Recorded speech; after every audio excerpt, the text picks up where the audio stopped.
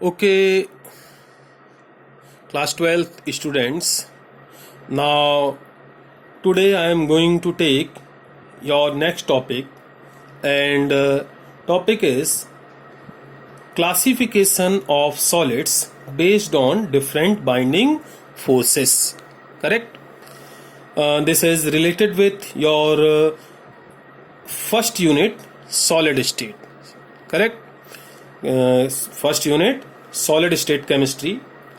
So students, when constituent particles like atoms, molecules or ions combined with each other, then forms different kinds of substances and their states: solid, liquid and gases.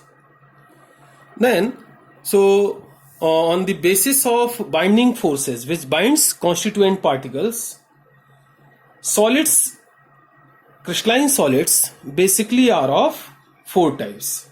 First type is ionic solids. The solids which have ionic constituents, that mean formed by ions, positive and negative ions, called ionic solids. And Coulombic attraction force acts between oppositely charged particles, that mean in between positive and negative ions. These are bad conductors of electricity in solid state, but good conductors in fused and solution state. That means cannot conduct electricity in solid state but can conduct electricity in solution or liquid state, such as NaCl, CSCl, ZnCl2, etc. All ionic crystals. All crystals. Then ionic crystals. The next is molecular solids. Substances formed by molecules, that mean their constituent particles are molecules, and these are bad conductor of heat and electricity. Molecular solids are bad conductor of heat and electricity. The molecular solids have been classified into three types on the basis of binding forces between molecules. First is non-polar molecular solid. Non-polar molecular solid constituent particles are either atoms like noble gas atoms, argon, helium, or the molecules formed by non-polar covalent bond like hydrogen, chlorine and iodine. And in between these molecules, weak dispersion force or London force acts between atoms or molecules. Correct? Weak van der Waals force or London force acts between these non-polar molecules. Then second type is polar molecular solids. Polar molecular solids, they consist of molecules like HCl, SO2 having polar covalence bonds. Molecules HCl, SO2 type molecules having polar covalent bond forms polar molecular solids. In these molecules relatively stronger dipole-dipole interaction acts between constituent molecules. Correct? Then third type of molecular solids are hydrogen bonded molecular solids. Hydrogen bonded molecular solids. They consist of molecules containing polar covalent bond between hydrogen and highly electronegative atoms like fluorine, oxygen or nitrogen. You know, hydrogen bond forms only in between hydrogen and highly electronegative atoms like fluorine, oxygen and nitrogen.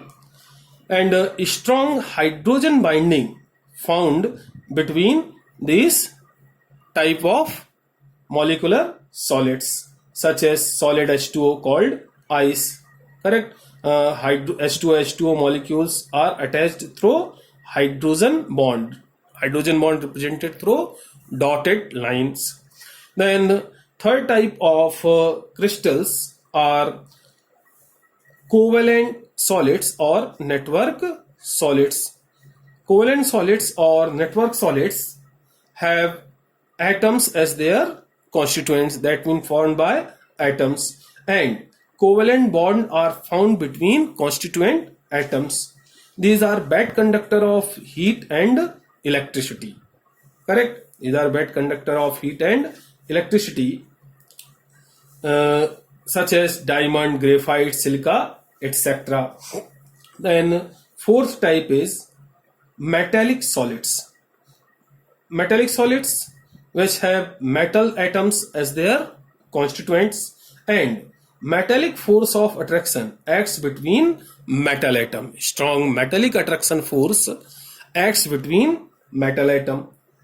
Then the metallic solids are good conductor of heat and electricity, such as copper, silver, nickel, etc. metals and their alloys. Students, also note, diamond is the hardest substance among all the natural substances. Diamond is the hardest substance among all the natural substances. And among covalent solids, graphite is the conductor of electricity. Actually, covalent solids are bad conductor of heat and electricity, but graphite as a good conductor of heat and electricity. That means it is an exception. Correct? Then next is melting and boiling points of different kinds of solids on the basis of binding forces between constituent particles. Ionic solids represents high melting and boiling points. Molecular solids represents low melting and boiling points. Covalent solids represents high melting and boiling points, whereas metallic solids represents melting and boiling points from low to very high.